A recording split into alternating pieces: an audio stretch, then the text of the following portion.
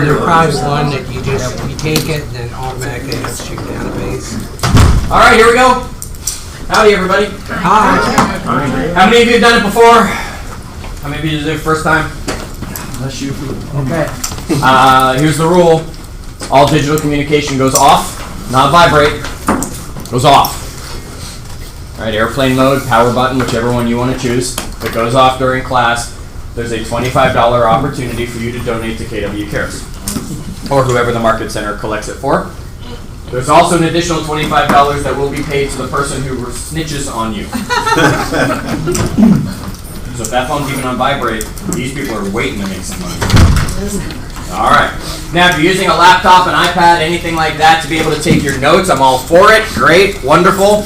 Yet if you open a screen that is not a note-taking screen, like you check Facebook, the MLS, your email, your text messages, anything like that, that's the same as your phone going off, and the people watching over your shoulder can say, "Aha!" And then it's $25 to them and $25 to KW Cares. Now, someone tell the nice guy who just walked in the rule because he's got his phone in his hand. Tell us. All right. Jake, are you going to be able to follow instructions? Oh, all right. $100 if his goes off then. Got it. He was prepared for 100. And he still walked out of the room. He had to go get money out of the bank. Okay, so for those of you who do not know me, my name is Chad Hyams. I've been teaching here every month this year. That's what Brad had asked me to do. For those of you who don't know me, I've been there. Right, I've been with KW for 20 years. I've been every role except MCA, because as I say, you don't want me balancing your books and giving you money. I will mess that up. Otherwise, I've been in your role. So the classes that I'm going to actually teach you, and I have been teaching you, hopefully you will agree, are not from the book. We are actually making them practical. So someone who's been taking classes with us through the year, any of the classes, give me one thing that you have applied so far this year already from one of the sessions you came to. Yes? My color code, my schedule. Color code your schedule. Good. We'll be talking about that in today's class a lot too. Someone else, give me something you've applied, implemented from one of the sessions we've done this year. Because if not, why do I keep coming back? Yes? Social media, I started using it more.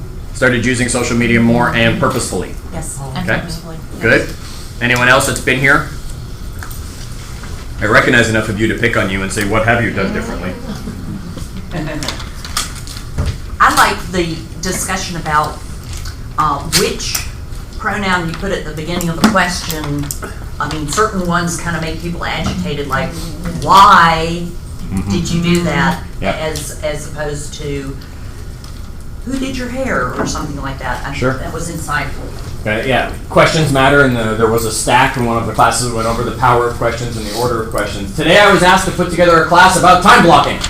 So we're specifically going to talk about scheduling. We're going to talk about why, how, where, when, all the things that we need to know about time blocking. My wife gets to name them, so it's called TikTok because she thought time was running out on you. So that's why she named it that one.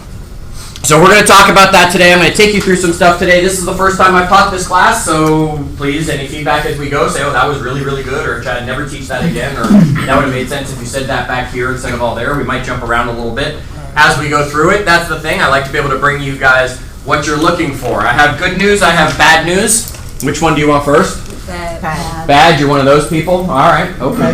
Start with the bad news. Bad news is I will not be necessarily teaching every month for the rest of the year. You want the good news? I should be here in September. Good. Okay. We're confirming that over the next little bit. My home is sold. I will be moving mid-September. So I think I teach for you on Tuesday and leave the state on Saturday. I think you might be my last class in state. We will see, and I'm talking with Brad about just bringing you some of these via webinar so I can still yell at you and collect your money and all that kind of stuff without being here. So hopefully you'll still join me for those. All right, we're going to talk about time because it gets away from so many of us as we go through it. I want you to see this quote. You've heard it similarly said if you've taken bold. How many of you have taken bold?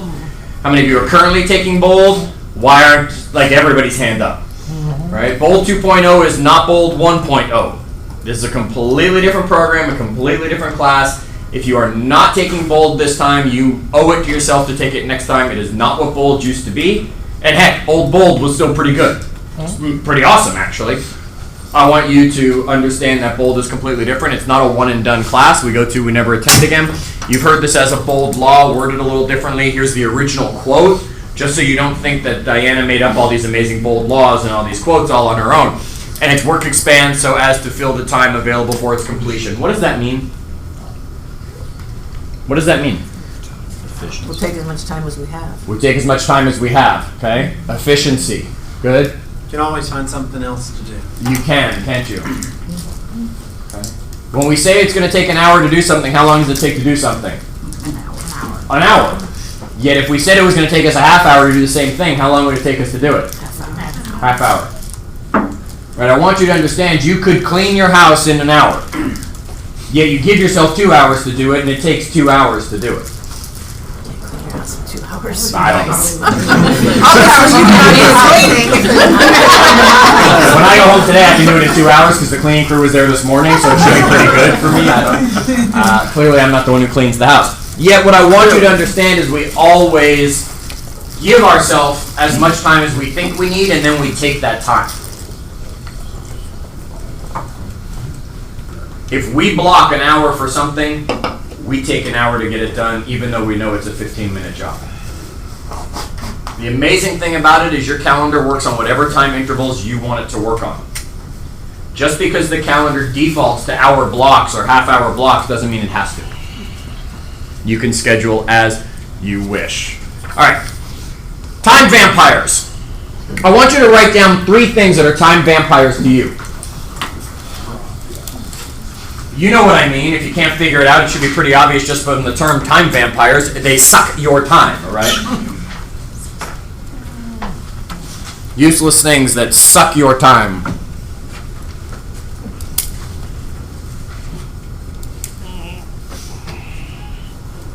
Now here's what I also want you to do. And I want you to listen completely before you start writing the next thing. I want you to write the name of someone who is a time vampire. Yet, like I said, wait, if you want to use some sort of letters or symbols or color combination, whatever you want, because they might be sitting beside you, and you don't want them to see that you just wrote their name because they're the one that sucks time from you, and you find a conversation with them that turns into an hour and a half when you could have gotten it done in 2 minutes. So I want you to be aware of who these people are that are some time vampires in your life. I can tell you, for me, Brad is not one. Right? When I have a conversation with Brad, he gets to the point, he's got what we got to say, and then we get on, and then it's like, okay, why are we still talking? Right? I don't know if he's that way with all of you as agents. He is with me in that situation. Yet there are definitely some team leaders in the Southeast region that, oh my goodness, if I sit down to have a conversation with them, you can be sure it's not ending anytime soon. So I have to have the code to my wife where she like messages me like 5 minutes into it. Oh, go, right? Wait a minute, you have your phone on when you're in a meeting? And I intend, well, if I know I need out of that meeting, yes, I have my phone sitting there. I mean, I just came from Starbucks across the street. I had a meeting. It was wonderful. I put an hour on my calendar for the meeting, knowing that if we met at 10, finished by 11, it would give me enough time to get over here and be ready for all of this. How long did the meeting take? An hour. An hour. Because how much time did I put on my calendar for it? An hour. An hour. Right? Just like we said, it's going to fill the time available. Now, the person I met with is not a time vampire. The person I met with, I wanted to have an hour with. I wanted to have some catch-up time. I wanted to have some FaceTime. I wanted to have some conversation, so it was strategic that it was an hour appointment. Yet, are there people that we know are time vampires for us? Yeah. Do we know some actions that are time vampires in our world? Jake, give me something you wrote down as a time, not the person, don't out them. Give me something that's a time vampire in your world. I do non-productiveness. Like what? Tell me something you do that's non-productive. I know there's nothing, probably. No, there is. A lot of paperwork, I think. Paperwork? Like streamline it. Okay. Is there somebody in this office that you could pay to do your paperwork that does transaction coordination? Yes. So is it a time vampire for most of you probably to do the paperwork? Yes. Now, are some of you in the room efficient with paperwork? Are some of you good at paperwork? Okay. And are some of you crappy at paperwork? So as a person who's crappy at paperwork, it probably takes 3 to 4 times longer than the people who are actually good at it. That's when it becomes that vampire type thing. What else is something that sucks your time? Facebook. Facebook, social media. Unwarranted. Yeah. Okay. Unwarranted, yeah. Overthink traffic. Traffic. Yeah. Overthinking things. Talking to friends. Talking to certain friends. Can we narrow that down and be specific on certain friends? Some of them are valuable to have that conversation with. How about worrying about things that never happen? And how many of you waste time worrying about all the outcomes that could happen that never happen? How many of you are in a transaction right now, have something pending? How many of you have wasted time during this transaction thinking it's going to fall apart, going to fall out, not going to happen, the other thing, and then the thing you thought was going to happen, the inspection came back 100% clean? Right? I mean, that'll never happen, right? Any inspection that comes back 100% clean, find a new inspector. Right? Yet it came back without any issues. Right? We have, like I said, I can use our example perfectly. Our house on the market, we were under due diligence. Obviously, once we were under contract, they had the inspector come out. The inspector came out. They were kind enough actually to send us the copy of the inspection report. Right? They just said, "Here, seller, we're going to send it to you as well, so you see the exact same report." And we looked at it, and my wife looked at it, and they sent some just general questions. Hey, we want to know about this. We want to know about that. Right? My wife stressed probably 3 or 4 hours worth of wasted time over the week waiting to see what they were going to repair request and all of that stuff. The deal's going to fall apart now because they're going to find this one little thing. And just because of that one little thing, I've done so much work on this, all right? And she would stress about it and worry about it and get nervous about it and all of that stuff. Due diligence came to an end. Guess what they asked for us to fix? Nothing. Because the 3 things that were really of any concern, we answered. Right? They said, well, we want to know about this. Okay, here's what we've already done. Here's the receipts approved. We want to know about... Okay. So they said, forget it. We don't need you to fix anything. Clearly, you've done enough on the home that all the little things we'll take care of ourselves. We don't want you to do. Yet how many hours were wasted worrying about something that never even happened? So I guess your price reduction worked. Right. Plan worked on how we did all that. Yes. We got it where we needed it to be and got it moved. I want you to be aware of these. They're very important because if you think about the things you wrote as time vampires in your world and the people... Would you agree, though, you spend time doing those things? Yes. Yet you shouldn't. Because that's the purpose. If I was a vampire, wouldn't you run away from me? Yes! Some people would be like, no, I could handle that. That'd be pretty cool, right? I mean, Twilight movies made it pretty cool to be a vampire, right? You look good, you live forever, you get all that stuff, and I don't have to kill people, right? So... Not true. It doesn't happen that way. Believe me, I met some. All right, here we go. The Eisenhower matrix. Is there anybody, before I even put anything on the screen, that knows what the Eisenhower matrix is? Okay, here you go. You're going to want to draw this. Make it a little bit bigger than you think because you're going to write in the quadrants that the Eisenhower matrix has made for you. You might not have realized this was called the Eisenhower matrix. You're probably going to recognize it once I start putting it up here for you. It's because of our president, of course, Eisenhower, and this is how he decided what to do, not to do each and every day. He ran the Eisenhower matrix, as it is now called. The top left corner are things that are urgent and important. How many of you are going, oh, yeah, I know this now? Okay, just didn't know it was called that. The top left corner are things that are urgent and important.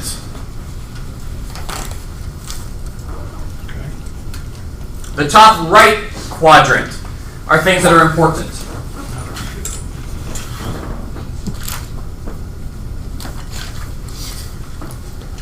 The bottom left quadrant, also known as things that are Personal? urgent. And the bottom right-hand quadrant is useless. It's not urgent, it's not important.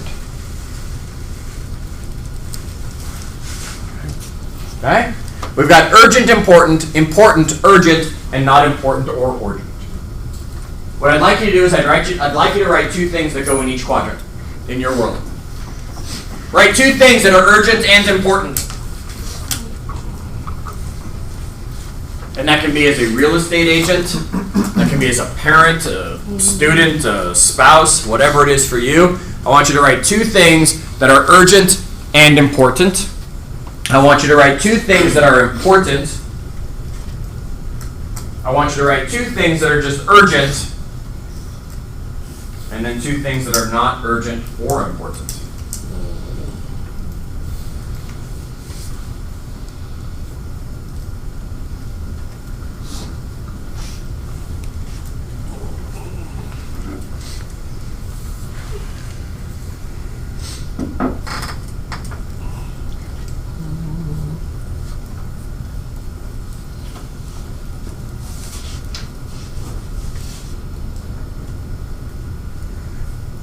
Two things are not a lot. Should be quick, should be easy, should be able to figure out. Someone tell me something that is urgent and important that they wrote down. Lead generation. It's not urgent and important. Nope. Yep. I have an event, client event this weekend, and I think it's very urgent that I call the clients to verify if they're coming. Yes. An event that's happening soon would be urgent. If it was a Halloween client event, is that urgent and important? No.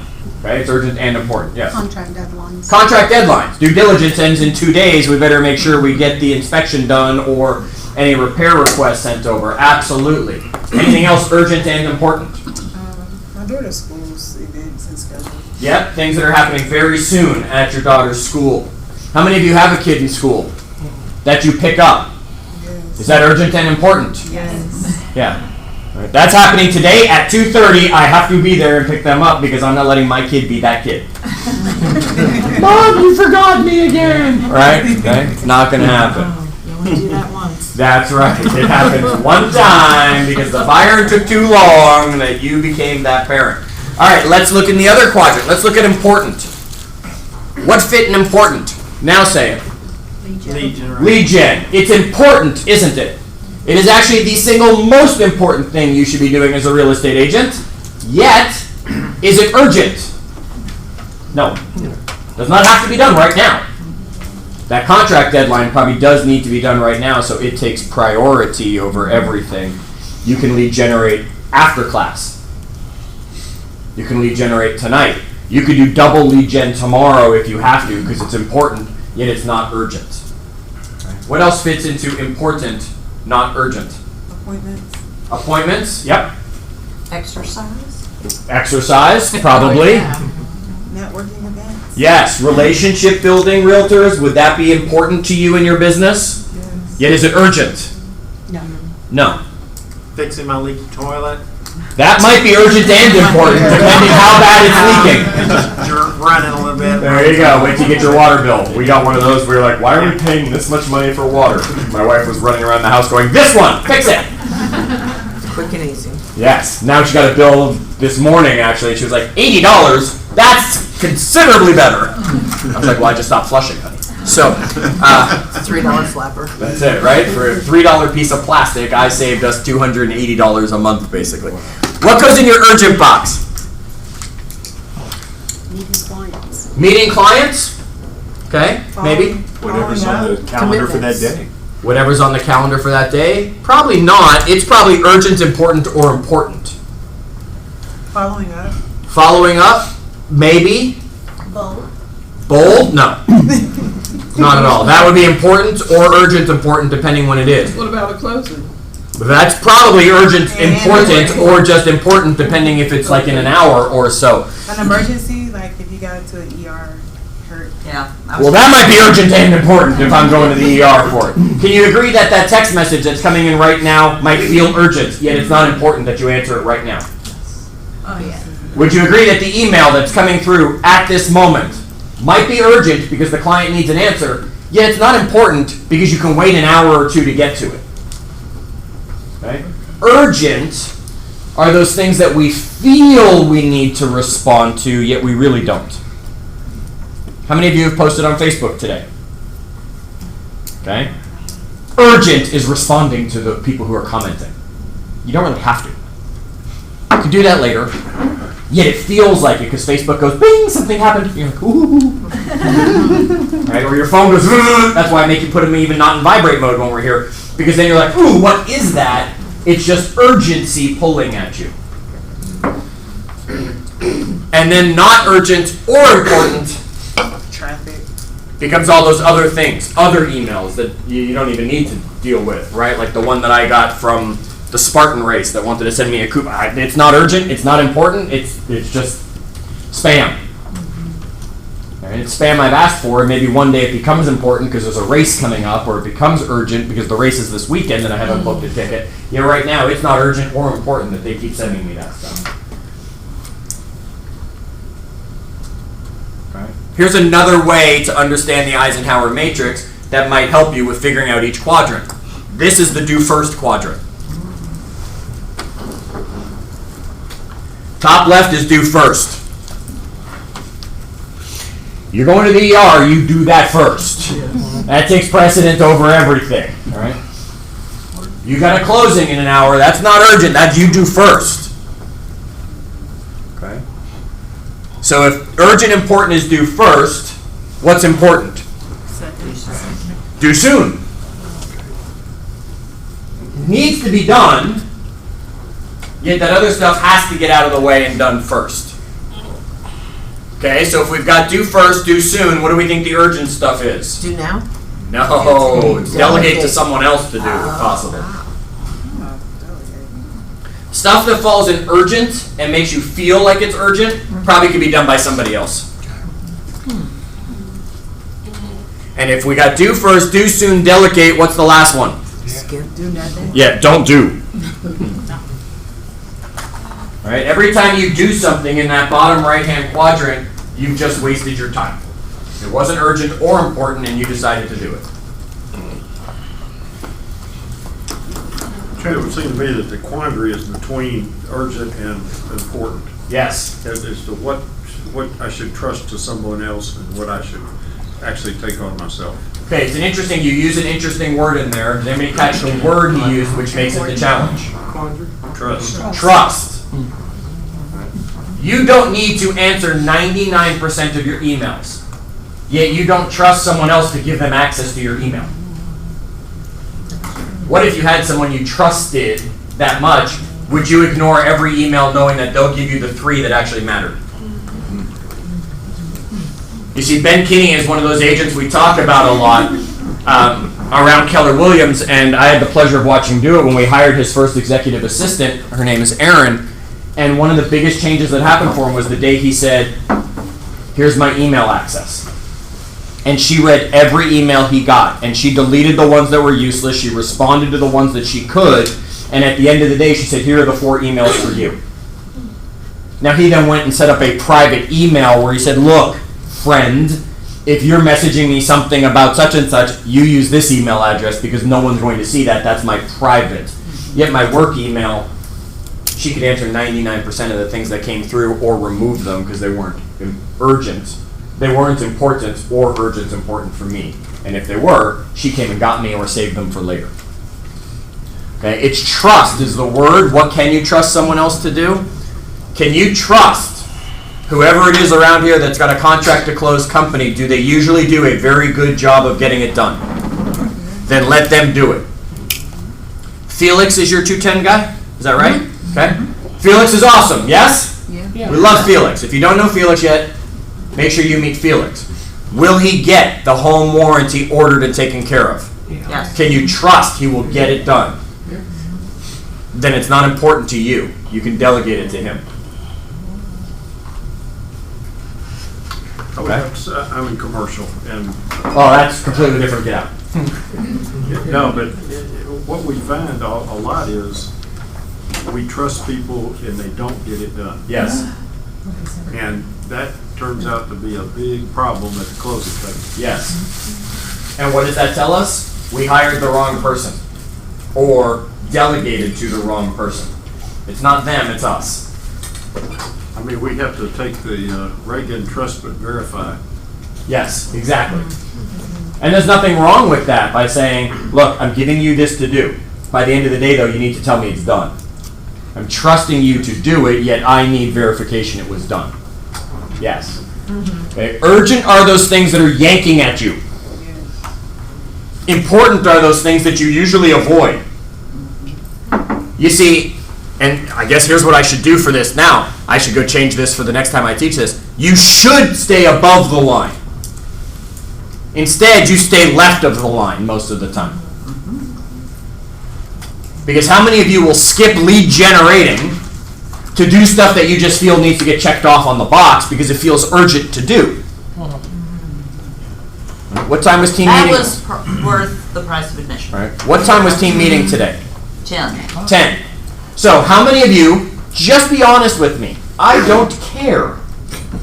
How many of you lead generated really before the team meeting, and how many of you said, well, it starts at 10, I'm not even going to get started on my lead gen this morning? How many lead generated this morning, honestly, purposefully?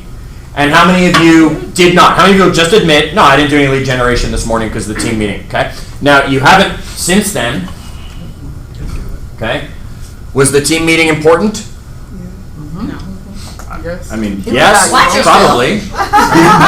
Some weeks it's not. Right? Some weeks Brad drops the ball maybe, or Brad's out or it's It was not. valuable. Yeah, I'm sure there's always value to it. Is my class important?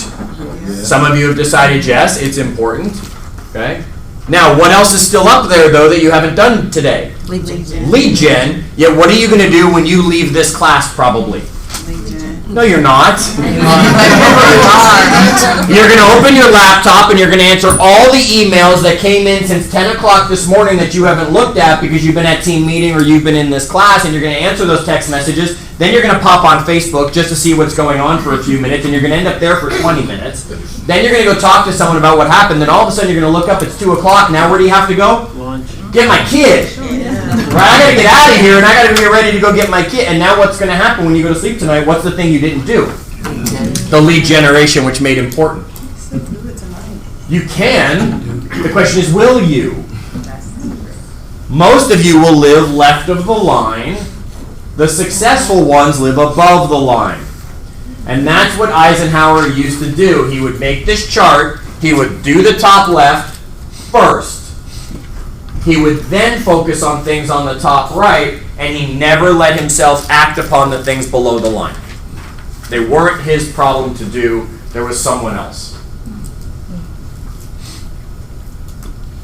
And the sooner you can understand this matrix and live this matrix, the sooner you'll have the success you're looking for. Could you come in every morning and create this matrix for the day? Yes. Because is every day the same? No. I'm not here tomorrow.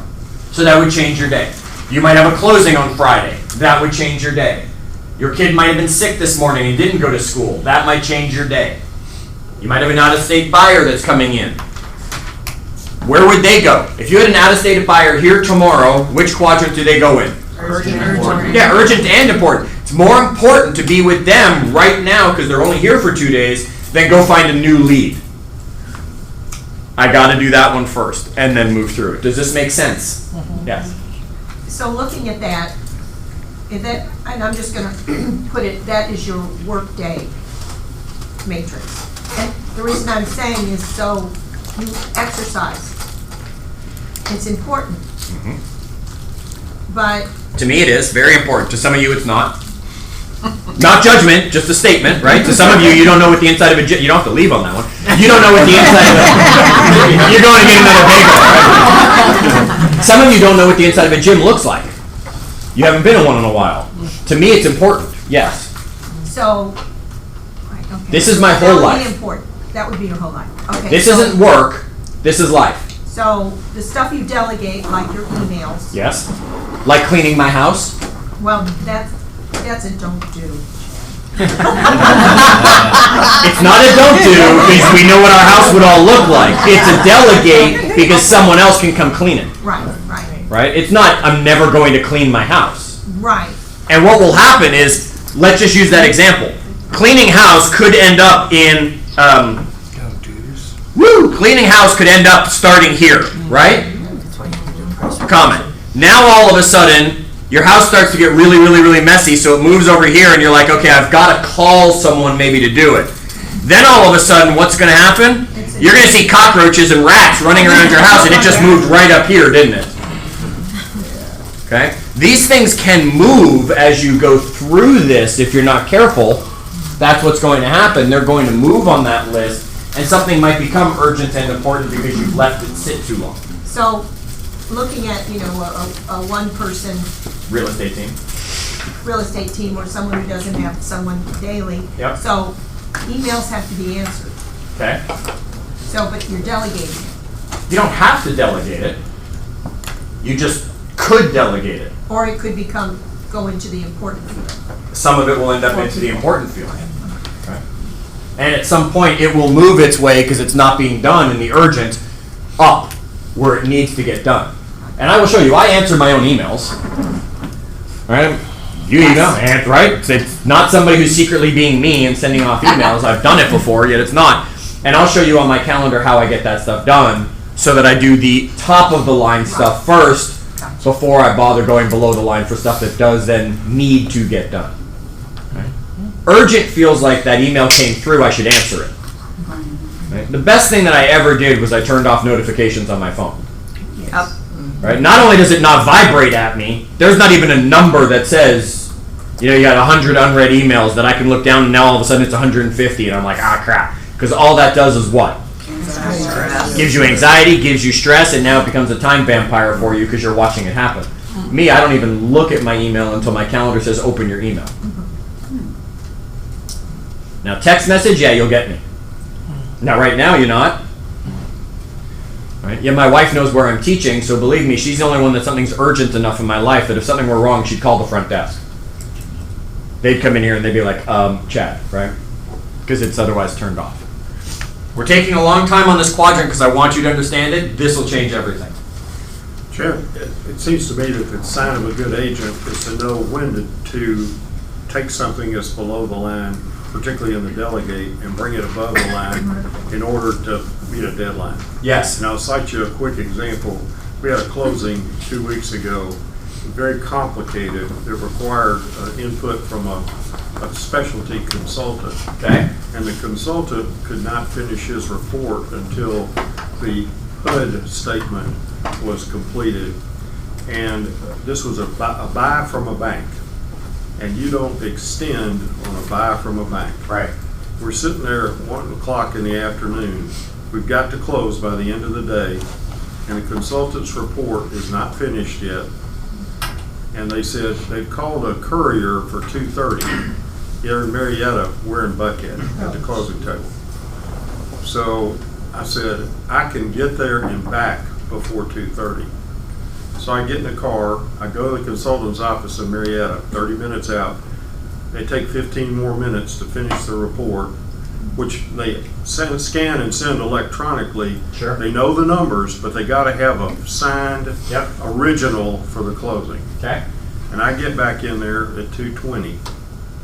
And the courier wasn't even going to be arriving in Marietta until 2:30. Sure. Sometimes you just got to do it. Okay. Yes, and not yes, make and no excuses. yes, It's and got to be done. yes, and was that urgent?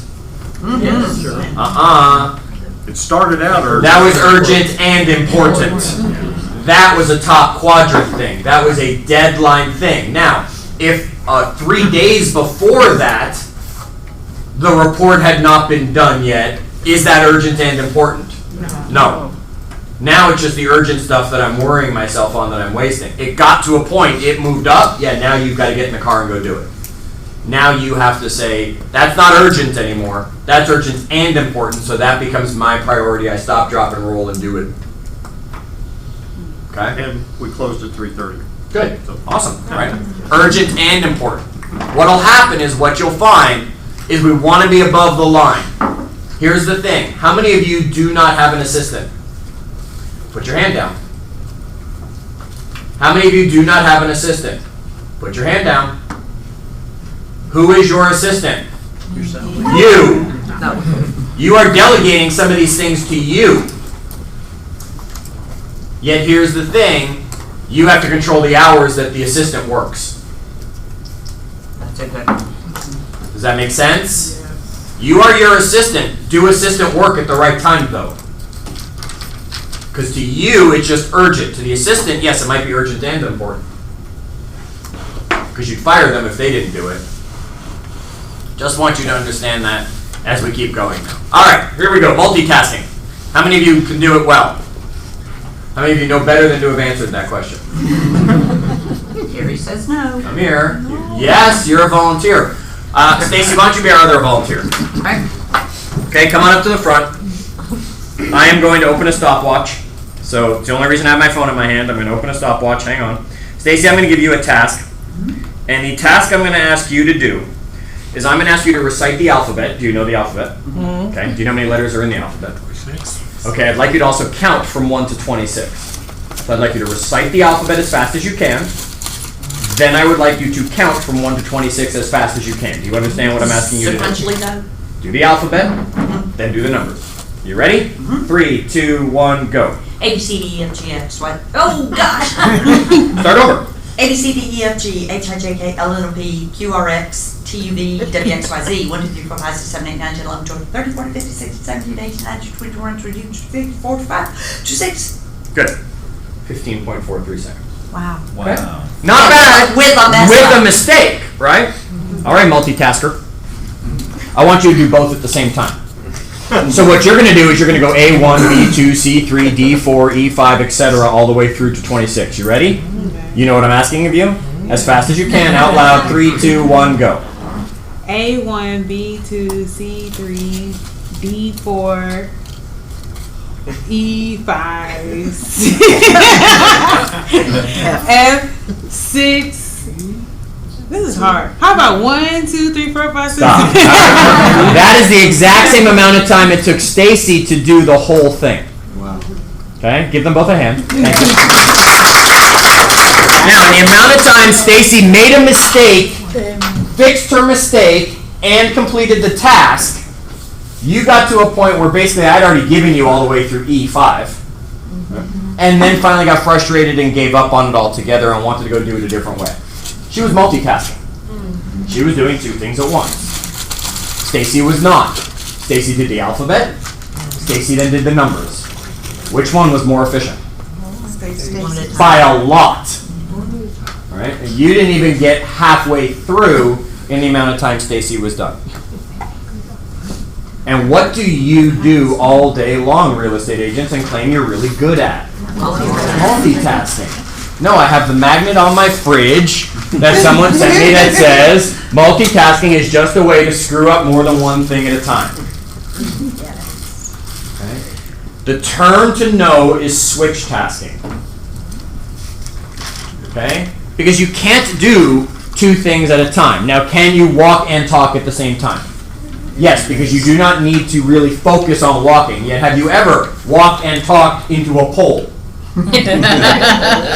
Right? Or tripped over the crack in the sidewalk because you were not focused on one thing or the other when it comes to it. Or you were reading your text message and almost got hit by a car. Correct. I am going to invent an app that activates your camera automatically when you have your phone open and alerts you when you're about to walk into something because your head's down like this, that the camera will see what's coming.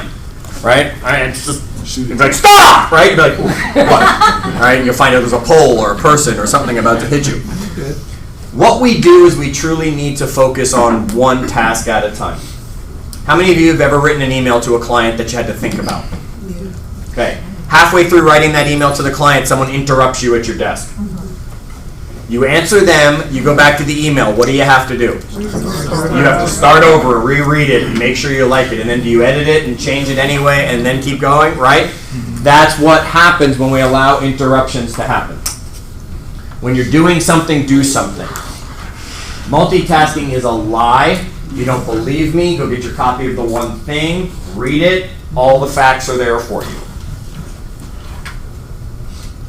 I think I proved it to you relatively quickly in our example, how multitasking completely gives you an opportunity to mess things up and go much slower. Okay, the letter S. Here's what I want you to do is you build your calendar each and every week. It's the 4 S's. The first thing you're going to do is you're going to sketch out your calendar. I do this on Sundays. I don't care when you do this. This will be your choice. I sketch out my whole calendar for the week.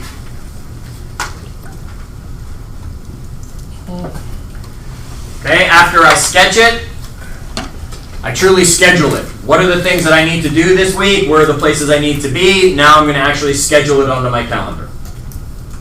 So I sketch it out. I schedule it onto my calendar. I succeed at it. And you guys are all really good at the first two. Time blocking is the easiest thing to do if you've ever learned how to color in the lines. What happens is you don't respect your time block and you don't succeed at it because you don't then follow what your calendar is telling you to do. Okay, so you sketch it out, you schedule it out, you succeed at it, and then you scrub it and figure out what you need to clean up on it. The way I do my calendar is on Sunday night, I sit down and I do my calendar for the week, and then at the end of every day, I scrub it. What didn't get done that needs to be done tomorrow? What did I move? What's come up during the day that I need to add to tomorrow, so I need to reschedule whatever it needs to be. They're your 4 S's to build the proper calendar. You're all very good at 1, 2, and 4.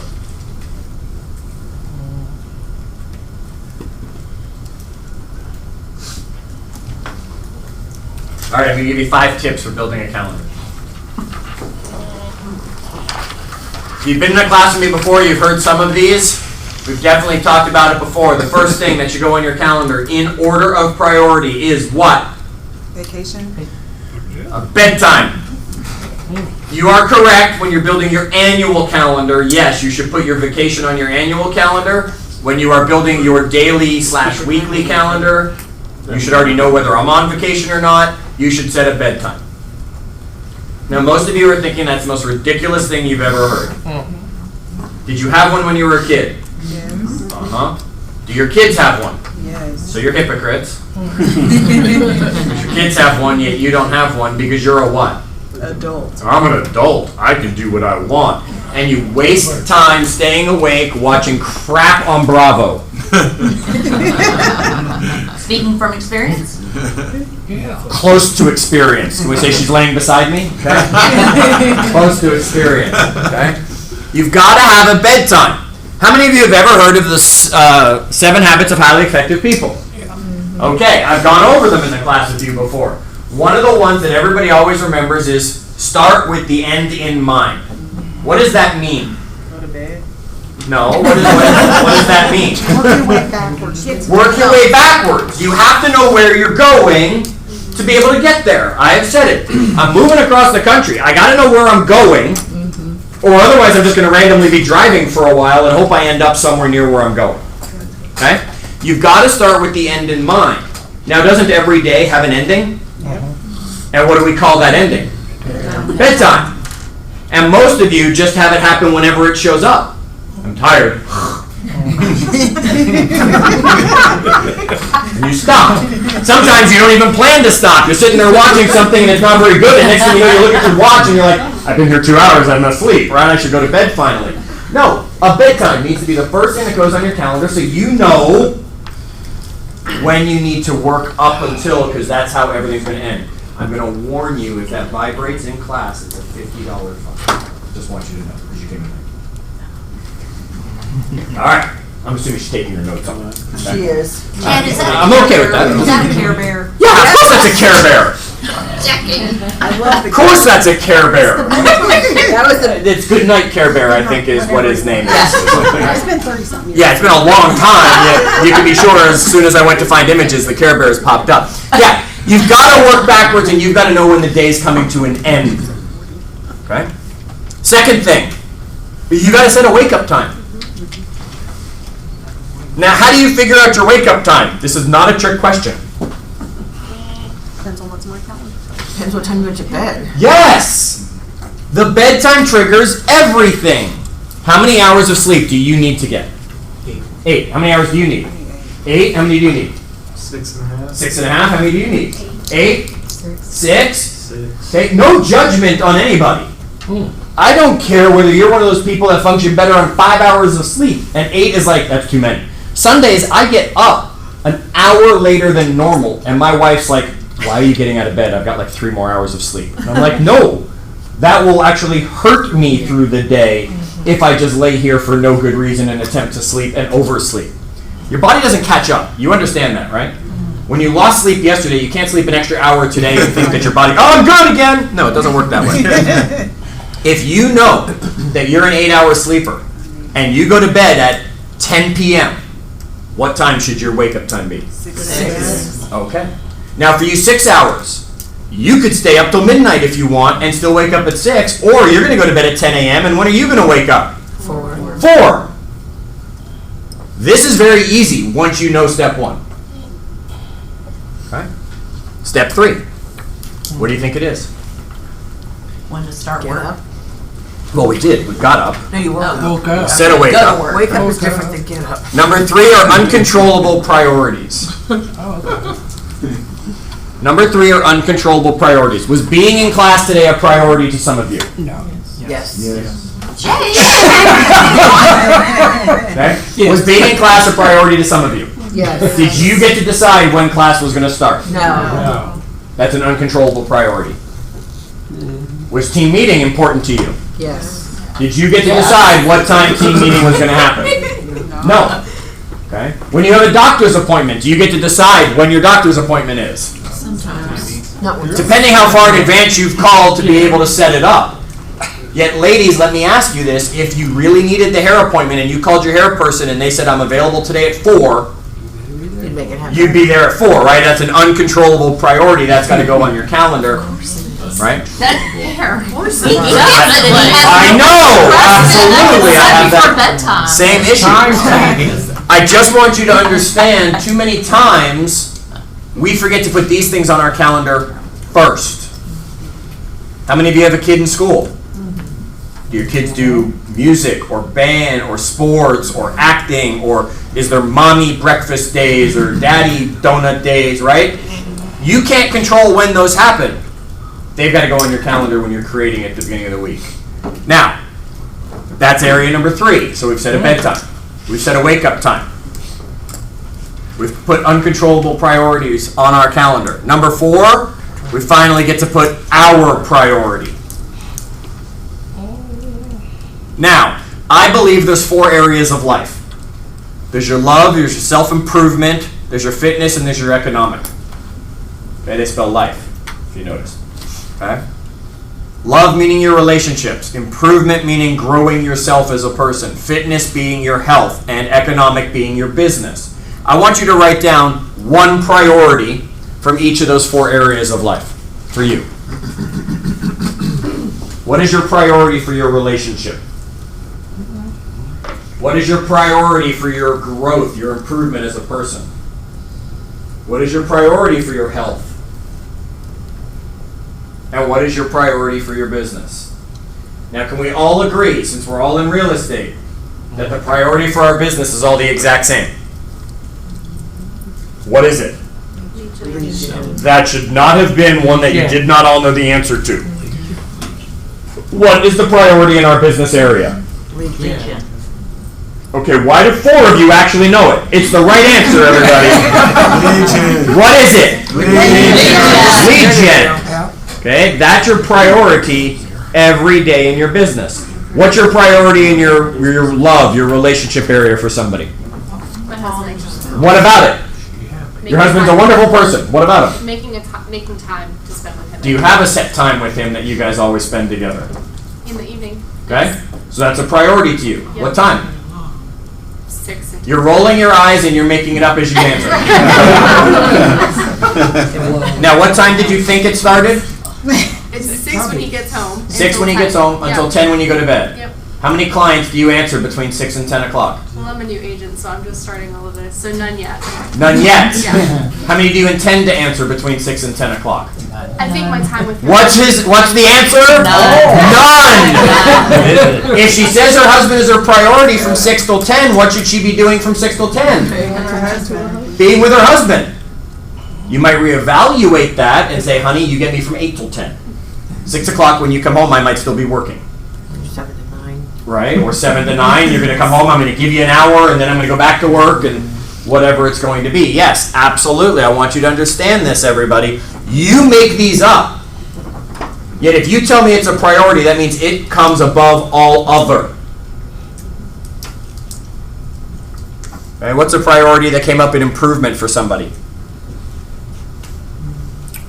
I think it's learning. Learning? Classes like Sure. this. Reading? Okay. How often do you read? Not enough.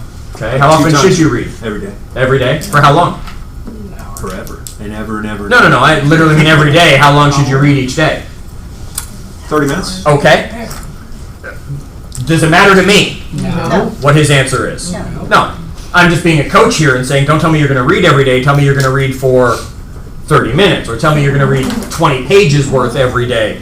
However you want to read. Now it becomes a priority. Can he set time on his calendar to say, this is where I do that? Yes. Okay. Priority in your fitness area for somebody? Yes. Going to walk on the treadmill at the gym for an hour. Okay, so an hour walking on the treadmill. Okay. Eileen and I, we work out in the morning at the gym together, right? We have our workout. Some of you, it might be, I'm just going to drink 8 glasses of water every day and forget the gym. I'm just going to start drinking the right fluid to help my body. Or some of you are saying, I'm going to eat better. Whatever it's going to be, I don't judge, I don't ask. And then we already figured out the priority in your economic or your business area was? Legion. Okay, most of you got it that time. Okay, that's the fourth thing that goes onto your calendar. What was the first? Bedtime. What was the second? Wake up time. What was the third? Priority. Right, priorities that someone else sets when they're going to happen. Because here's the thing. If I were speaking on behalf of Keller Williams, I would tell you right now that lead generation should happen from when to when? 9 to 8 to 12. 12. 8 to 11. Depending which class I'm teaching, yes. Right? Some of them say from 8:30 until 11:30. Some of them say from 9 till 10, 11. Some say 8 till 12, right? Whatever it's going to be. Here's the thing. Where were you at 10 o'clock today? You were at your team meeting. Right here. So you were not able to lead generate. Yet your calendar would have had lead generate on it. If you did it your way, and then it would have had team meeting at the same time, and you would have only done how many of those two things? One, because you can't multitask. You can't be here at the team meeting and lead generate. Okay? So if you had put the one you can't control on your calendar, now what would you have to do with your lead generation? Do it in the evening today. Or say, hey, it's 2 hours today. I'm going to do 15 minutes extra yesterday, 15 minutes extra tomorrow, the day after that. I'm not going to lead generate purposefully on Tuesdays, yet I'm going to put 15 minutes on every other day to make up that hour. Your choice how you break it up. You've got to have the calendar coming together. The fifth area on your calendar as you're putting your calendar together is chaos time. You laugh, and a lot of people do. Does chaos happen in this business? Right? I mean, did we just hear a story about, oh crap, I need a report in an hour, right? That's chaos. Does a client call you at 9:30 in the morning during lead generation time that's closing tomorrow, so they became urgent and important, so you stop, drop, roll, do whatever needs to be done for them, and it takes away from your lead gen time? You have to have chaos time on your calendar to be ready for that, and I'll show you how to schedule that. Those are the 5 things when you're building a calendar that have to go on your calendar. Everything else fills in. Now you put your appointments in. Now you put your this in. Now you put whatever's left over in. Once those things are in, bless you, there's not much time left on your calendar. You'll see. Okay? So the first thing we do is we sketch out our calendar. Then we truly schedule out our calendar. Then you go succeed with your calendar. All right, let me give you some best practice tips on top of that. Block you time on your calendar. How many of you would like time to yourself? Or time for yourself? Ladies, how many of you are the bubble bath kind, right? Give me a glass of wine, give me my bath, and leave me the heck alone. Right? How many of you would like a massage? Guys, how many of you enjoy football and want to watch the game? That's your thing. I'm going to not be bothered. The game is on, whatever it is. Yes, I'm being extremely sexist with my examples. I'm just going to extremes, right? Ladies, you can watch all the football you want. Guys, take all the bubble baths you need to. I'm okay with all that. I'm just giving some examples, okay? You've got to put you time on the calendar. Right? You've got, these are just best practices. So you've got to remember, if you never put time for you on your calendar, who do you never get time for? Yourself. You. And that's when you always say, I never get time for me. Okay, that's because your calendar doesn't have it. So you must block you time as needed. Bless you. Some of you, it's a daily thing. Some of you, it's a weekly thing. Some of you, it's a monthly thing. It's up to you what you need for you time to figure that out. Me, I don't need a lot of me time. As long as once a month I've got a few hours of me time to do what the heck I want to do, where, when I want to do it, and it's usually running something, right? Some race or something like that. That's me time. I go and I go run. My wife doesn't come with me on that. That's me. Okay? Other than I'm good for the rest of the month. My wife, on the other hand, every day goes, go away from me. This is me time. I have 15 minutes, just go away, right? Her morning, I know not to talk to my wife in the morning. Not because she's not a morning person. She gets up, goes to the gym, works out with me. I go upstairs, I take my shower, I do my routine first, I get out of the way, she goes upstairs. Why? Because my hair takes a lot less time than hers to do. Right? So then she goes upstairs. And while I'm down, when she comes down, I leave. That's my cue to get out of the family room. Doesn't matter if she comes down early, late, right on the normal time that I know she's coming down. My job is to get out. Because she's going to come in, she's going to have her breakfast, she's going to put on her Bravo stuff, and she's going to say, you're not even allowed to be in the room while I'm watching this stuff because you're just going to make fun of me for watching it. Right? I'm like, yeah, probably. She goes, I like laughing at them. Go away. I don't want to talk. I don't want to think. This is my waking up time. This is my me time. And if I can get this to start today, I'm good all day long. Doesn't have to be an end of the day thing. It can be a morning thing. It can be a midday thing, however you want. You have to have you time. Put it on your calendar. How many of you have kids? You need you time. Right? And what's the last thing to get when you have kids in your life? You time. And for those of you who have kids that are grown and out of the house, you remember. You're like, thank God they're gone, right? That whole, aren't you sad they're leaving for college? Like, no, thank God they're out, right? I'll see them in a month. They'll come back and do laundry finally. Okay.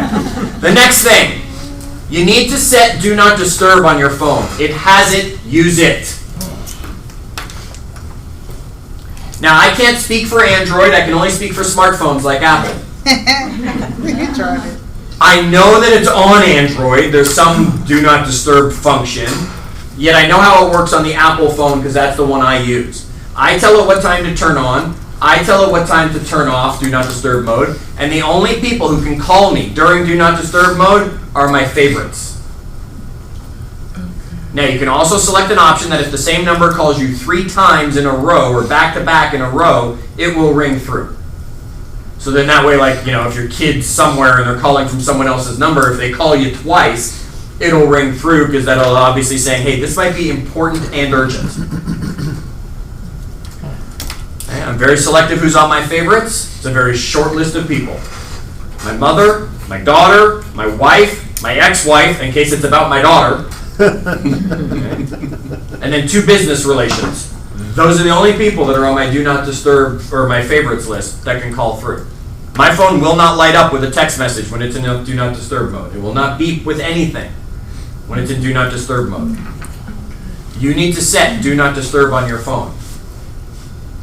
Me, it goes on a half hour before bedtime, and it goes off much, much after wake-up time. Because I do not want it interfering with my morning routine, because that starts my whole day. So it's not, I wake up at 4:30, so it goes off at 4:30. No, I wake up at 4:30 and it's in Do Not Disturb mode still till 8. The only checking of the phone that happens is if I'm intentionally checking something, it will not bother me. Does that make sense? Control that. If dinner with your family is important, why isn't Do Not Disturb mode turning on during dinner time? That way you don't even have the temptation of the urgent ringing, vibrating, which is nothing. How many times does a text message vibrate twice, because they do that? Yeah. You're sitting there going, oh my God, somebody needs me, somebody needs me. And when you finally get the excuse to peek at your phone, it was nothing. Sales call. Sales call. It was just a friend texting you, hey, and they sent you one of those funny emoticons or something like that, right? I mean, it was like, it wasn't worth it. Set the Do Not Disturb time as needed. Snooze and you lose, folks. How many of you hit the snooze button when you wake up in the morning? Never again. You started your day saying, I give up. That's what you're saying by hitting the snooze button when you wake up. I concede. Okay? Don't do it. Now, someone in the room, do not admit you're you, someone in the room is the person who says, well, Chad, I set my alarm for 5 so I can hit snooze 3 times because I don't want to wake up till 5:30. That's me. I just said don't admit it. You are wasting time. You would be better off setting your alarm for 5:30 and getting up because you're interrupting your sleep pattern. Isn't that similar to people who set the clock ahead 10 minutes because they're always late? It's the same kind of... Yeah, be on time. Yeah. Live by your calendar. Yes, I had a friend who was like that in high school, and we would just lie to him. hey, we're all getting together for dinner at 6, right? Even though we knew we were getting together at dinner at 7, because then you might make it on time, right? And yeah, he had his clock's like 24 minutes. I was like, what? After the third time you're late for something, don't you in your head start calculate? You look at the clock and go, oh, well, it's a half hour ahead, so I'm good. It doesn't make sense. I don't understand that. Okay, do not hit the snooze button. You are physically interrupting the sleep to tell yourself that you're sleeping better. Here's a tip for waking up in the morning. When you go to bed at night, put one of these at your bedside. And as soon as that alarm goes off, wake up and start drinking water. As soon as you intake fluids, your body will trigger that it's awake. So if you're one of those people who has trouble waking up, drink water right away. The sooner you drink water and brush your teeth, the sooner your body is awake. I have brushed my teeth half asleep many times. I've brushed my teeth without toothpaste because I was so asleep I forgot to put it on, or I missed the toothbrush. All right? You can be sure by the time it's done, though, my body is awake. These are natural routines we've taught ourselves for years that our body responds to. How many of you don't even need an alarm clock to wake up anymore because you find your body knows when it's time to wake up? Right? Drives me nuts that my alarm is set for 4:31 a.m. I just have this thing about it can't be right on the half hour. Yet I wake up at 4:27 every morning and just lay there for like the 3 minutes. Why? Because the last time I got up at 4:27, my wife said, "We have 3 more minutes!" Nice deal. She doesn't like mornings. Okay, so snooze, you're losing. So stop hitting the snooze button. Okay, auto repeat. We have the options, right? Does not repeat. It repeats daily. It repeats weekly on whatever that day is, or monthly on the whatever it is. Don't use it. Do not use auto repeat unless it's weekly or less frequent. I will allow you to put the team meeting on there because it's every Tuesday at 10.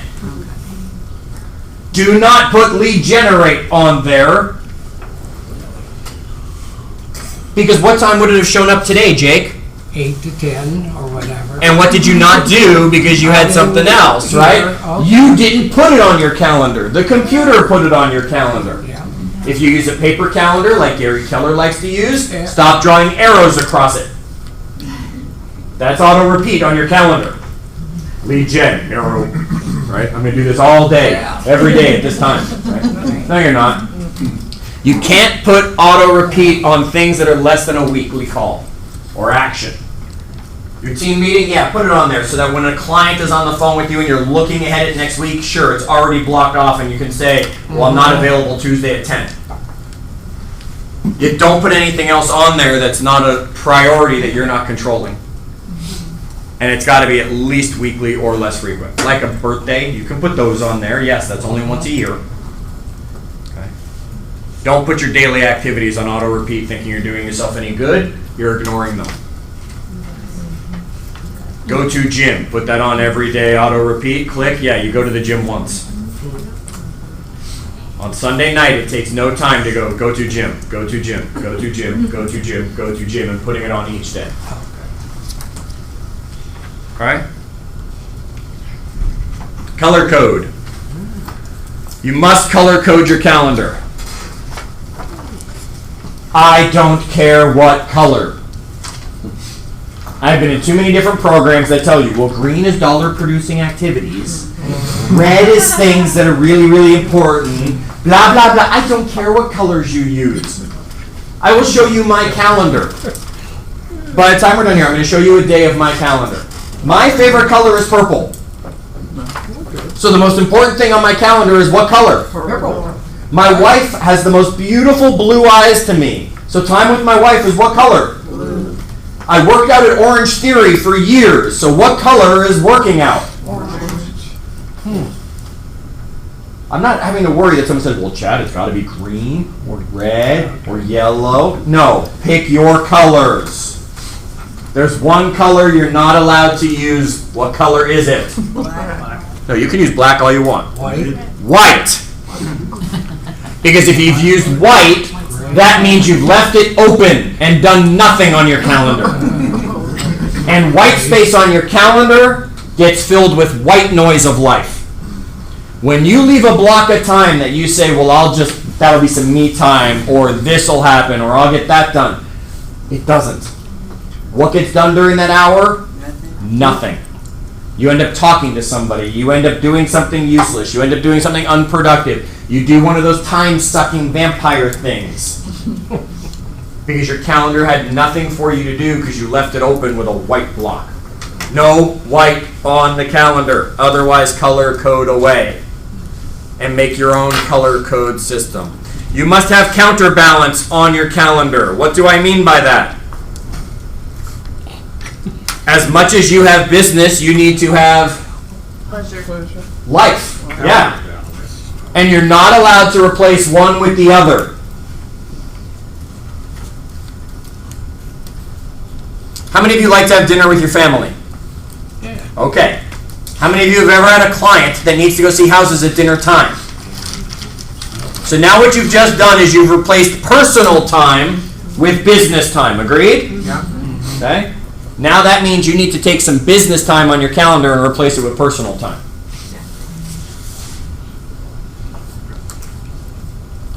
Okay. Sunday night, I have to leave and drive to Madison, Alabama, because I'm teaching there on Monday. And it's a 4-hour drive. So I will go out Sunday night to stay at a hotel. Awesome. Tell them to come to class. So I'm going to go out there on Sunday night and stay in a hotel. Now, where do you think I normally would be on a Sunday night? At home doing your calendar. Home on my calendar, that part's business, yet with my wife Sunday night, right? So now I'm not going to have that on Sunday night. I'm going to replace it with work because I'm going to be traveling to go teach. Now Monday I'm going to be teaching all day and I'm going to come home late Monday. What did I need to do? I needed to look through the week and find some time that I can block off so my wife and I can have maybe a lunch. Because I took away her Sunday night from us. And I need to make sure I replace business with business and personal with personal. So since I replaced business with personal, I have to go replace some personal from some business. Does that make sense? Yeah. Counterbalance your time, folks. Okay? What time of the day is the best time of day for you? Would you agree it's going to be different for everybody? How many of you in the room are morning people? How many of you in the room are night owls? How many of you have no idea what you are? Okay? Here's what I want you to understand. Keller Williams will tell you again and again and again to lead generate from 8 to 12. 9 to 12. Sure. 8, yeah. How many of you are not morning people? What would be a better time to lead generate for you then? Evening. Yes. If you're a night owl, wouldn't it be better off to lead generate from 4 to 6 or something like that, catching people on the drive home and during dinner? Because that's when you're at your peak.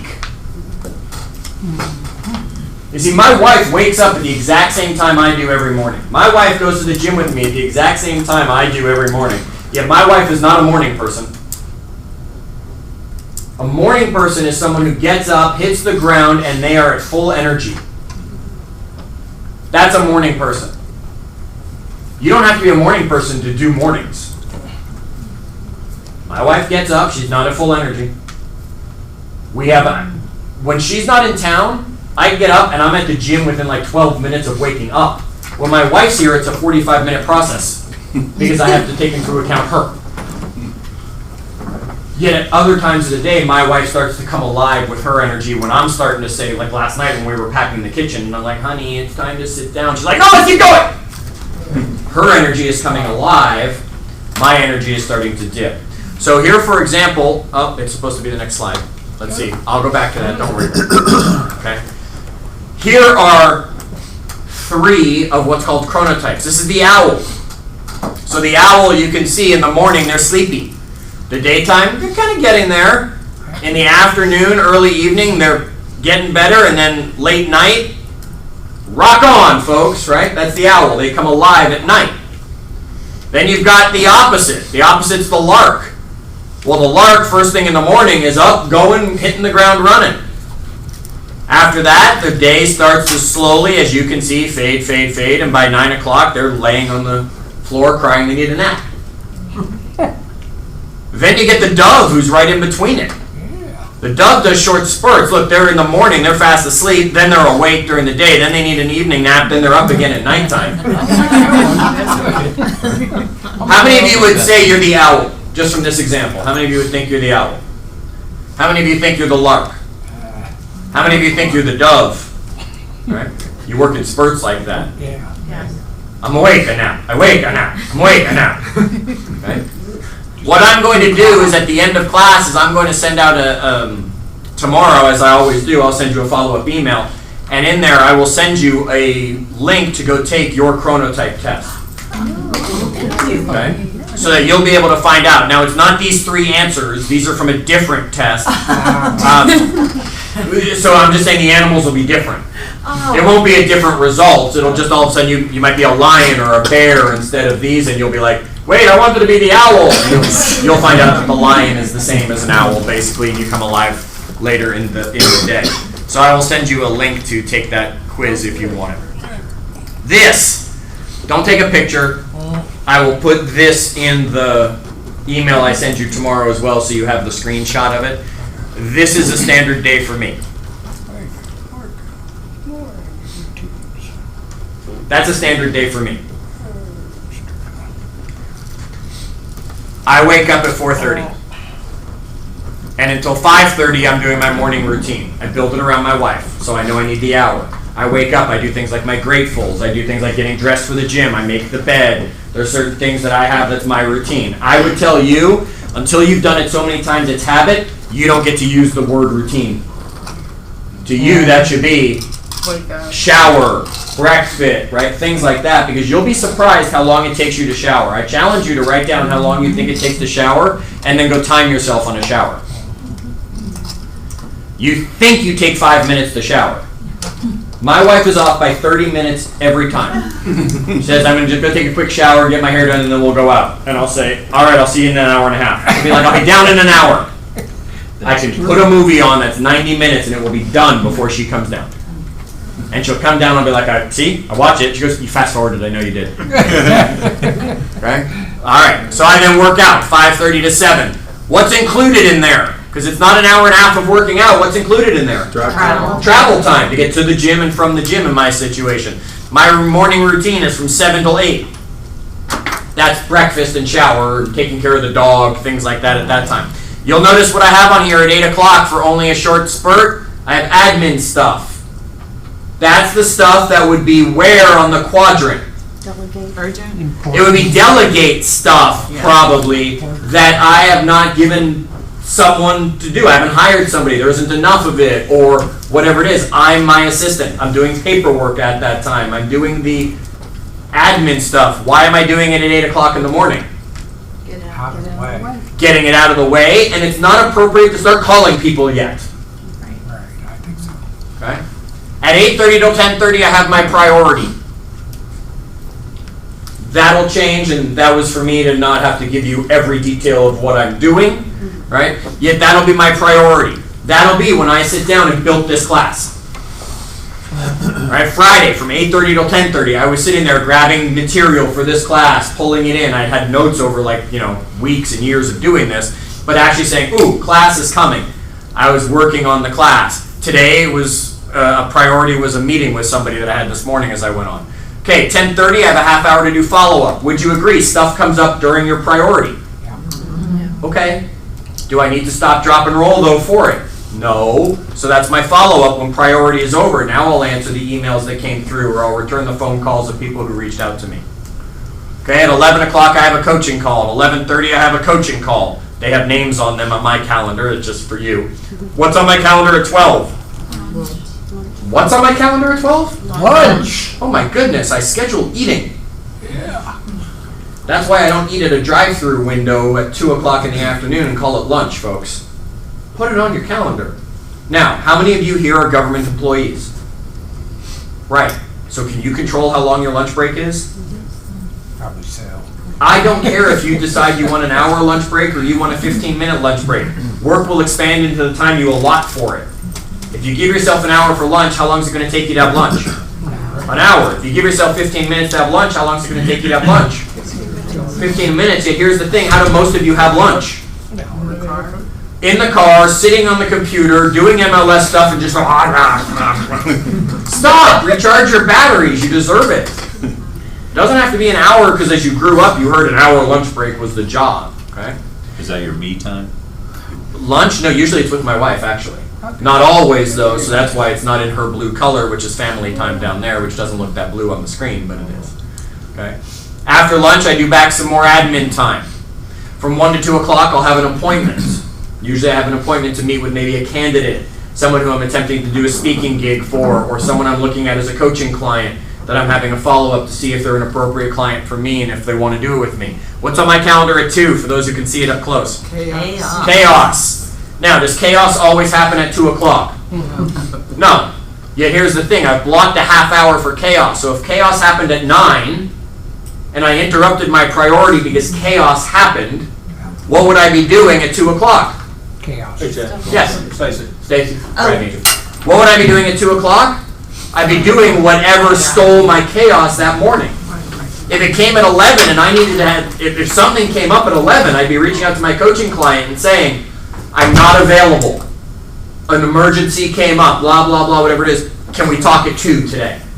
And boom, I would just move them there and the chaos moves up. Does that make sense? Now, if I get to chaos time and I haven't needed it, what do I do? Sleep. Yoga nidra. Right, move up your schedule. Catch up on something else. I might catch up on something at that time. If I have nothing specific to do, I will do my priority again. I will just turn it into another half hour, in your case, of lead generation. Does it ever hurt to do more? No. No. Okay? Then you can see I do coaching call, coaching call, coaching call. How do I wrap the day? I do some admin work to close out the day, what came up through the day. Then what do I have on my calendar? Family time. I have dinner. Yes, I eat that early. Okay? Then I give myself a half hour to go back to work. That's my wrap-up time. I will look at tomorrow's calendar. Do I need to make any adjustments? Did anybody call me over dinner time? Because I understand a lot of them are still working 4:30 to 5:30. Do I need to do anything? Then at 6 o'clock, it's time for the family. And you've got to be really important for me to bother to talk to you after 6 o'clock, because that's my family time. At 8 o'clock, I go into my end-of-day routine, which includes, my wife doing the makeup off the face, the shutting down the house, all that kind of stuff, watching a little TV in bed or reading in bed, whatever it is that evening for us. We have certain days where no electronics are allowed. And then by 9:30, I'm asleep. I mean, if I make 9:30, that's awesome. Our gym's having like a going away party for one of the coaches at 8 o'clock on Friday, and my wife said, when? I said, well, 8, because after the last class, by the time we all get showered and get over to the bar to celebrate. She said, I won't be there, I'll be in bed. Right? I'm like, what? Like, yeah, it's 5:45 gym people in the morning. We go to bed at a reasonable hour. I start with the end in mind and work back and build the day. Okay? Now, I will send you this screenshot so you're able to read it if you want, just to get a sample of what my day looks like. And I'll show you how. Okay? And then we had the chronotypes, and I'll make sure I send you the chronotypes that go with it. All right. So if you want to take that chronotype test, if you want to get the screenshot of my calendar, and I'll send you some books because I always send you books. All you got to do is pick up your phone when we're done, and you turn your phone back on, and you're going to text the word Chad to 59559. Okay? Text Chad to 59559. It'll send you a link. You'll go to the link.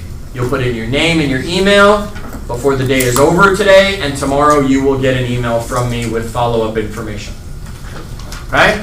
Now, if you've done it before, you still have to do it again.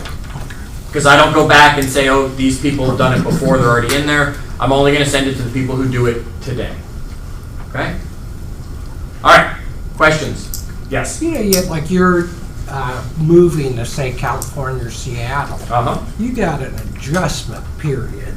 Yes. How do you work the adjustment period? So where you travel, for example, I might be having to go. Are you just talking time zones? Yeah. Yeah. Move it up 3 hours back. Whatever I need to do. I mean, for the first while, when I get to the West Coast where we're moving, I'll just start work at 5 in the morning. And then I'll start transitioning my schedule into a point where it's like, okay, I mean, my East Coast coaching clients, I'll be calling you at what might be 7 a.m. to me, which will be 10 a.m. to you, and then my West Coast coaching clients will just be later in the day, because it'll be later for both of us as we're going through it. That's how like MAPS is doing it with their coaching clients as well, right? If you're on the East Coast, wherever your coach is, you're probably an earlier call than the West Coast people, because then they can work all day long, because I get both coast advantage. Time change, here's the thing, every hour different. It takes 1 day to recover. That is the science behind the body. So if you're going to Nashville, which is an hour behind us here, it'll take you 1 day to be adjusted to the time zone. If you're going to San Francisco, which is 3 hours difference, it's going to take you 3 days to get adjusted to that time zone. And then yes, it'll take you 3 days to get adjusted back if you come back after those 3 days.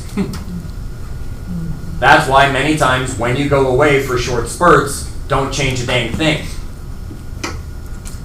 I will wake up, what's 4:30 a.m. here, even though it might be 3:30 a.m. there. If possible. Right? Like when I go to the West Coast to teach and my bedtime is 8 o'clock, I start shutting down, that's 5 o'clock. So if I'm going to teach over there and they want to do a dinner, I'm not going to bed at 5 o'clock, they're just doing a dinner. It just makes me adjust quicker to their schedule and say, okay, I'm going to go to bed 8 o'clock on their time, wake up at the normal time, my time. I'm going to pretend I didn't hear your phone going off because I know you turned it on to text and shouldn't have done that yet. I said, but class wasn't over. Oh, okay. So wait till class is over. I'm sorry. Okay, any other questions about scheduling? And under the 4, under the 5 tips, Yes. priority, it was an LI. It was an F-E, What life. what is F for? What is Fitness. fitness? Yes. Okay. It's your love, it's your self, it's your improvement, it's your fitness, and it's your economic role. Okay? Now, here's what I want from each and every one of you. Same thing I want at the end of every class. What is it for those who have been here? What am I going to ask you to write? Not an aha. I don't want an aha. I want you to write the one thing you will implement moving forward from today's class. What's one thing you're going to take from today's class that you will implement ASAP in your world to make happen? Because if you don't write down one thing you're going to implement, you won't end up actually doing anything, and then it was a waste of your 90-ish minutes of being here with me. I was told to be done by 1 o'clock, see? I live by the calendar. If you ever have a call with me, you'll see I will call you on time. And people always say, wow, you are right on time. It's because my calendar told me to call you now. And if you don't answer me, I'm going to move on or you're going to lose time. Yes? What electronic calendar do you use? Google. I'm Google. Gary Keller would tell me it should be paper. I'm Google. I'm just always going to be. Well, so for Google, then there's other people in your life that you have a schedule for. Yes. And they have a color. Yes? So you just create another calendar for your own. Yes. I have my calendar, and then I have my wife's calendar, and I can turn her calendar on and off when I don't want to see it, when I need to be focused on seeing just mine, or I can turn it on and see her appointments as well. So I do Google's calendar too, but can you do a lot more colors? Because usually there's like 9 colors total. 9 colors. Yes. Because then once you look at other people's calendar with your calendar, then all the colors get mixed up. We'll start choosing one color for everybody, Yeah. and maybe have 2 colors dedicated to each person. Like the shades of blue are going to be me, the shades of red are going to be you, the shades of green are going to be, this kid, the shades of yellows and orange would be that kid. Now at least I can see priority versus not priority on a quick glance for everybody. So activities have their own colors versus people. You know I what will- I'm saying? Yes. However you want to do it. Okay. Right? Now when I created a calendar for my wife, it shows up on my calendar as all yellow. Okay. Like everything on my wife's is yellow because she's the yellow calendar. Now I can also go on the left-hand side of the screen and click my wife's name, and it'll turn her calendar off. So now I can see my calendar like you saw up there without her stuff laying in. Okay? I see it. Okay? Yeah. Do you put reminders in your phone? No, I don't need them. Oh, okay. I just look at my calendar. Now at the beginning, sure, you might put a reminder that something needs to remind you. Me, when I need a reminder, it's not for my calendar, it's just to remember something. Like on the way in here, I came up with an idea for a future video, so I said a reminder, remind me tomorrow at 2 o'clock, because I know that at 2 o'clock tomorrow, that's when I film. So now it'll pop up on my phone and be like, oh yeah, that was the topic I wanted to film about. But no, I don't have it remind me, oh, it's time to lead Jen, oh, it's time for that coaching call. No, I'm looking at my calendar regularly. Okay? Someone tell me one thing they're going to implement moving forward from this class that's going to make a difference. Yes. Multitasking is no good. No good. Not at all good. It is so not good, there should be a word for how not good it is. Right. Don't do it. Stop thinking you can. Good. Yes. For me, I'm going to set disturb on my phone and turn off my notifications. Okay, so setting do not disturb on your phone and turn off all those beeps and bings from social media, from emails, from things like that. You were doing the same thing. Do the same Good. thing. Finally put all the other classes that you taught onto a calendar.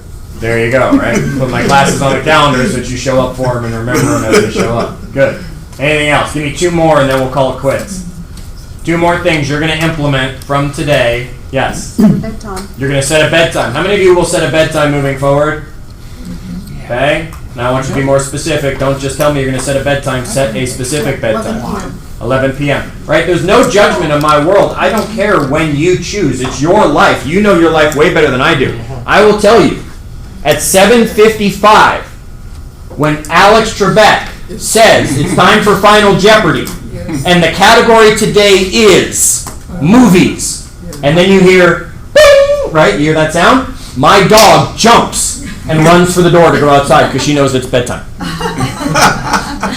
And we put her outside, and my wife and I start shutting off certain lights and closing certain windows, parts of our evening routine, and we're back at the TV in time to hear the Final Jeopardy question.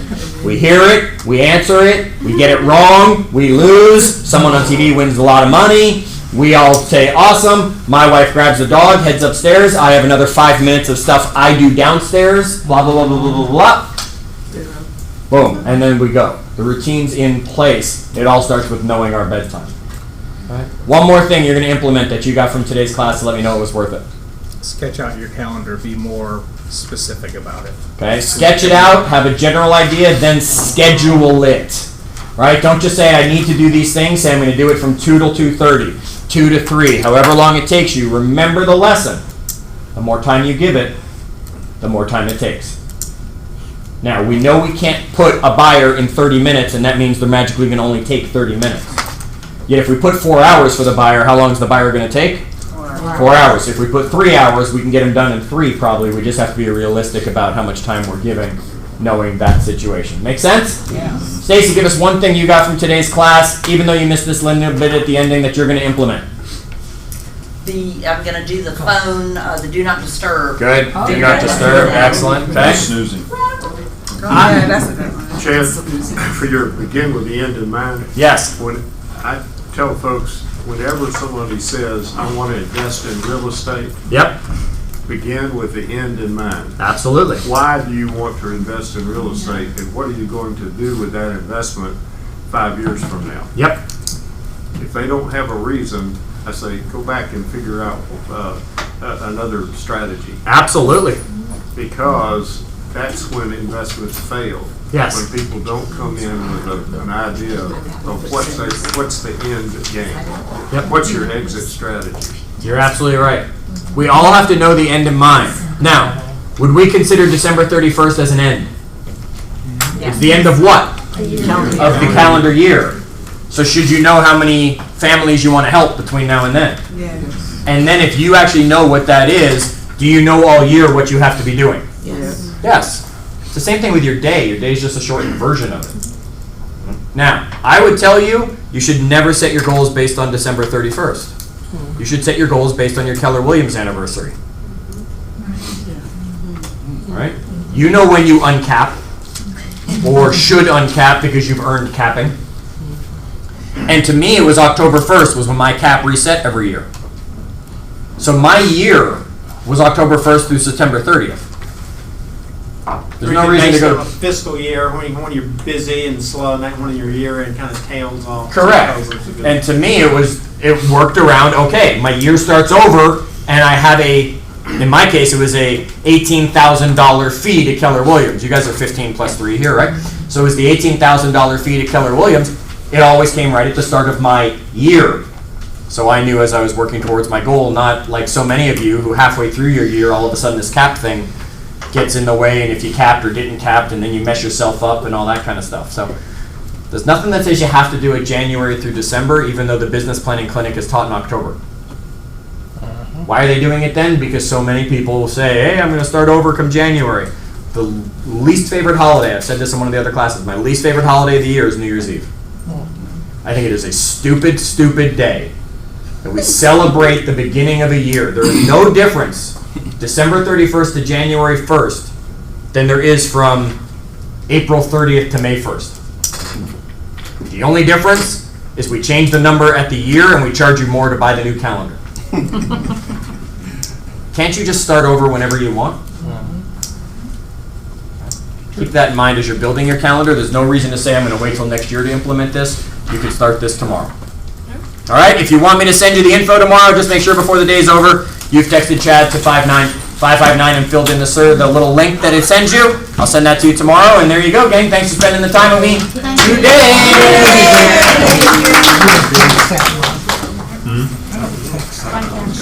Dad, where are you going to? West.